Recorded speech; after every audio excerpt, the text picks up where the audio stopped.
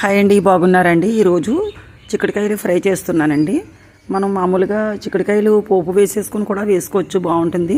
కానీ నేను ఇలా వేసుకుంటానండి. కొంచెం వాటర్ వేసుకుని ఒక గ్లాసుడు వాటర్ వేసుకుంటే మనం నీళ్ళేమి వంపక్కర లేకుండానే అలా నీళ్ళన్నీ ఎగిరిపోతాయండి. దగ్గరికి అదిగోండి ఇలా ఎగిరిపోతాయన్నమాట. అప్పుడు మనం శనగపప్పు, మినపప్పు, వెల్లుల్లిపాయలు అన్నీ పోపు సామాన్లు అన్నీ వేసేసుకుని ఇలా వేసేసుకుంటామేనండి. చిక్కుడుకాయ ఫ్రై చాలా బాగుంటుందండి. ఒకవేళ ఏమైనా ముదిరికాయలు అవి అయితే ఇలా మనం లైట్గా ఉడకబెట్టుకుని నీరు ఏమీ వేస్ట్ అవ్వదండి, బయటికి ఏమీ పోదు. వాటర్ అంతా కూడా అలా ఎగిరిపోయేలాగా ఒక గ్లాసు నీళ్ళు వేసుకుని సిమ్లో పెట్టుకుంటే బాగా ఎగిరిపోతుందండి. ఆ పిక్కలు కూడా బాగా మెత్తగా ఉడికిపోయి చాలా బాగుంటాయండి. టేస్ట్ అయితే సూపర్గా ఉంటుంది, ఏమీ తేడా రాదు. పచ్చికాయలు చేసుకోవచ్చు, చిక్కుడుకాయలు ఇలా ఉడకబెట్టినవి కూడా ఫ్రై చేసుకోవచ్చండి. లాస్ట్లో కొంచెం కారం వేసాను అంతేండి, సాల్ట్, పసుపు అన్నీ మామూలే. వెల్లుల్లిపాయలు ఎక్కువ వేసుకుంటే చాలా టేస్ట్ అయితే చాలా బాగుంటుంది. నేను చిక్కుడుకాయ ఫ్రై ఇలాగే చేస్తానండి ఎప్పుడూ.